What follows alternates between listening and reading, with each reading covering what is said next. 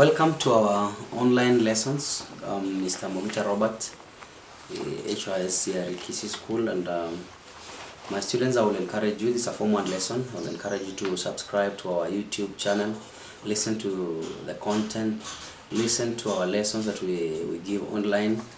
As you are at home, we wish you well, and in due time we will be together, but for the time being, we will wish that you concentrate and listen to these discussions that we give. If there's any query, my number is already given. You'll be able to query, you'll be able to ask and consult in any of the issues that you've not understood. We started discussing the Bible, introduction to the Bible. We gave the objectives that we are supposed to cover. Of course, we have done the categorization of the Bible, the categories of the Old Testament, New Testament, and those that are cut across.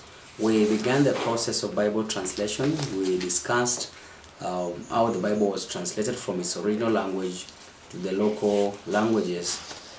And we gave the problems that the Bible authors faced.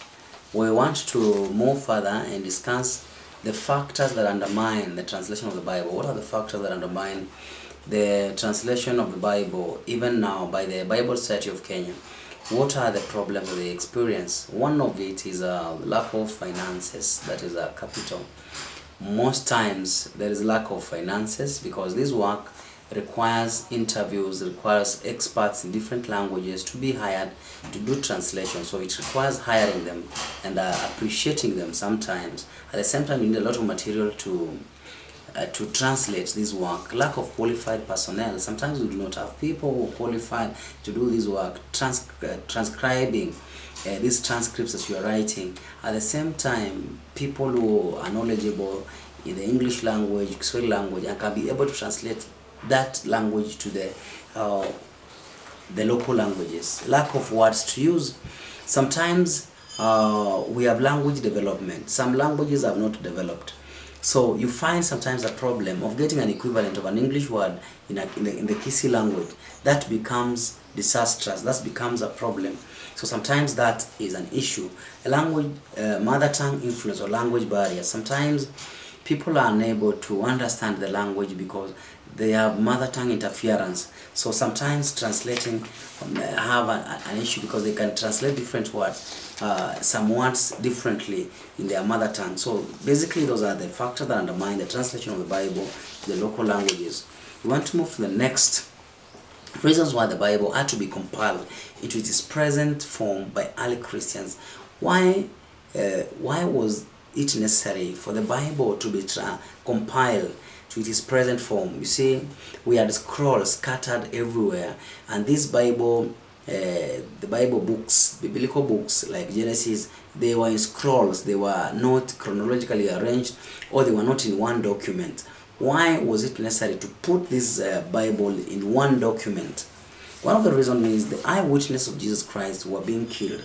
Those who witnessed Jesus preaching, because this work was oral traditions passed on from one generation to another through oral traditions.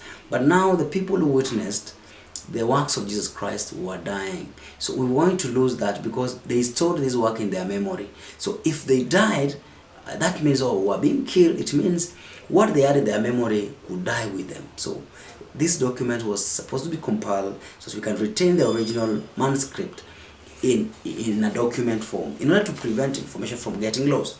Of course, I've told you that if we didn't have this document in one document, it means that information could get lost. So for us to prevent this loss, then we had to have it written down. Due to the expansion of the church, increased number of believers, we needed the material to refer to.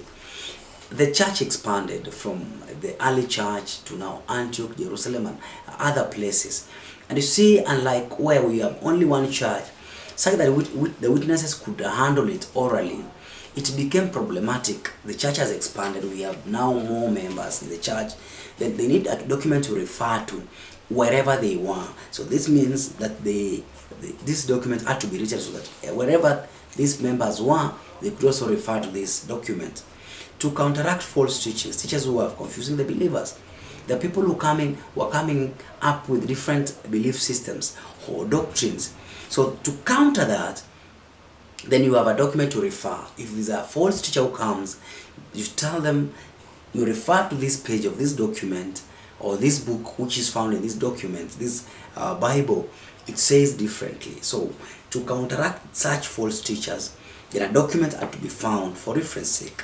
To ensure that same doctrines, beliefs were being taught to all Christians, we needed to have a document that is similar, that a church in Antioch and a church in Jerusalem would have a similar document that they are using. So you can be very sure that the doctrines that are being taught are the same. Unlike where you have memory, if somebody remembers different or distorts what is supposed to be the correct stand of the church, then it means heresies could be taught. So that is why we needed to have a document that is similar to reach out the Jews in diaspora, to the Gentiles.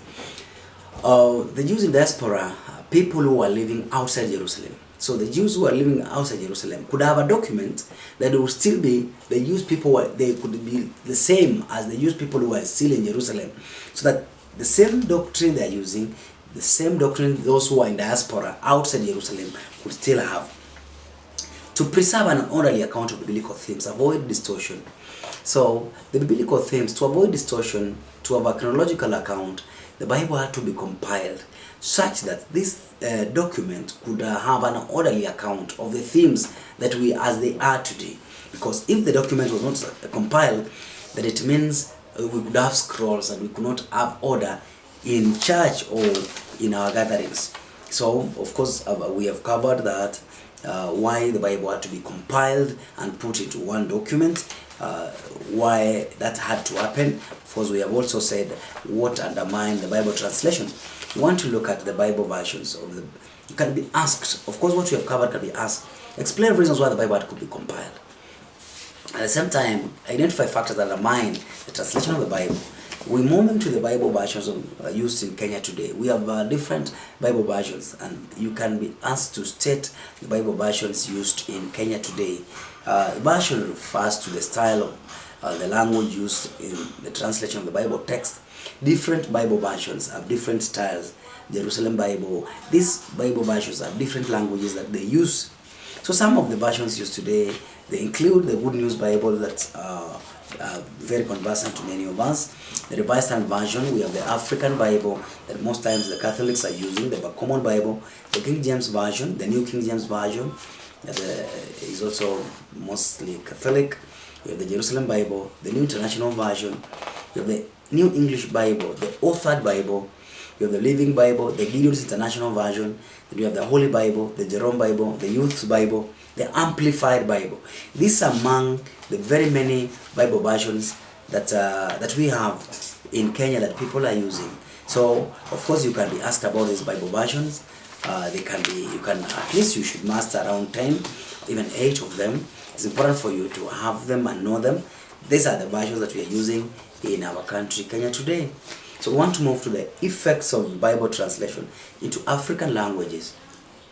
When the Bible was translated from Hebrew, Greek, Latin, and other European languages, German and other European languages, what are the effects that this translation had when the Bible was translated now to the local languages? Now we're able to read the book in Luo, in Kikuyu, Ekegusi, the Luya language.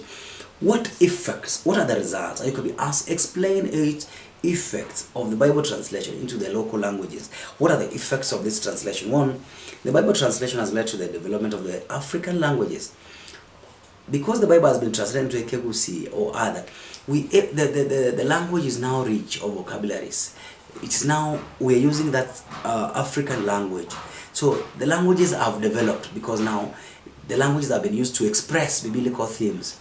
So in essence, the languages have now developed. It has led to the spread of the word of God to many people. There are people who cannot understand English or Swahili. So when you translate the Bible into local languages, which they can read or understand, so when you can preach to them in these African local languages, so the people, the word of God spreads to many of them because they're able to read in their local languages. Through the translation of the Bible, people are able to apply the Bible teachings in their lives. They read and they're able to apply what the Bible tells them. If it's about moral issues, they read it in their traditional languages and they're able to apply. It has contributed to improve literacy levels among the Africans. Literacy to read and write. People are able to read and write in Ekegusi because they read or Luo, they read the language, the Bible in their original language, in their mother tongue. So that improves their literacy. They're able to read and write. It has led to emergence of African independent churches, schools, African leadership, because people are able to read in their local languages, so they are able to form their own churches, which is they speak their local language. At the same time, they can also establish schools, because churches establish schools. The African leadership, people are able to speak their language, so they are able to be elected, at the same time lead the people using that local language.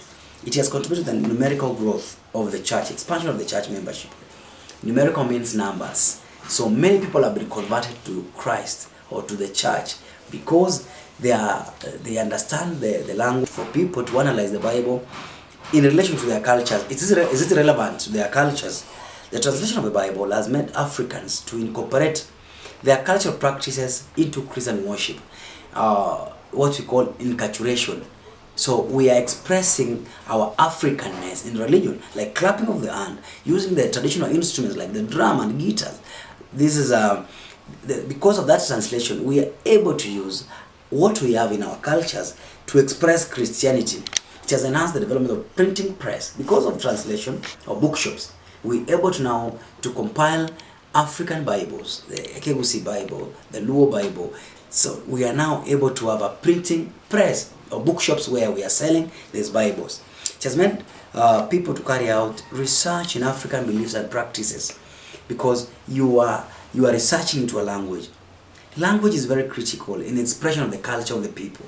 So you are able to, the language, the words you have, express your culture. So because of translation, people are able now to do research in their different cultures. The point is, it led to among Christians in Africa. Ecumenical cooperation means the coming together of different churches to aid in the translation of the Bible. So that's ecumenical, the coming together of different churches in Kenya, church leaders, to internalize, to interrogate the Bible in English and translate it to their African languages. It has led to creation of jobs. Creation of jobs means people are working in the printing press, people are working to sell the books, the Bibles themselves. So that is what is happening. So today, my good students, my Form 1 students, we've tried to go through the factors that have made the translation of the Bible difficult, the factors that have undermined the Bible translation. We've seen that reasons why the Bible had to be compiled into its present form from where it was. We have done the Bible versions that are used in Kenya today. Then we have checked at the effects of Bible translation. What are the effects of Bible translation? The impact of Bible translation. Please be on the lookout for our lessons.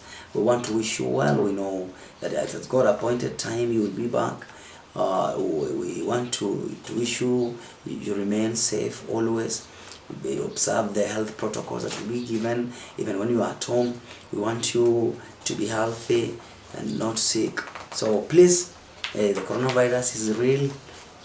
So please let us be careful. Take care as you listen to our lessons. If you have anything that you want, suggestions that you want us to improve our lessons online, we'll be very willing to adjust to your needs. Otherwise, may God bless you. Have a good day and have a good lesson too.